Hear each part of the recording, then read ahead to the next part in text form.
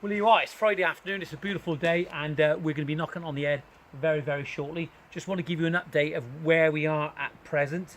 And as you can see, it's changed quite a bit. But we had a bit of a problem at the start of the week because I wasn't paying much attention to my driving, and I should do. And that's overconfidence. And as a result of it, the pin came out, and that's what it's done to the bucket link. And but in my defence, I have had that digger nearly 17 years. So we've got a new bucket link. It came eventually. I had to get the tow hitch on the van. The tow hitch is on the van now, so we can pull the trailer around. It's a new van. And as you can see, we've recycled all the hardcore, which is good. It's not going away, so we're reusing it in the garden itself, which makes it more economic as well.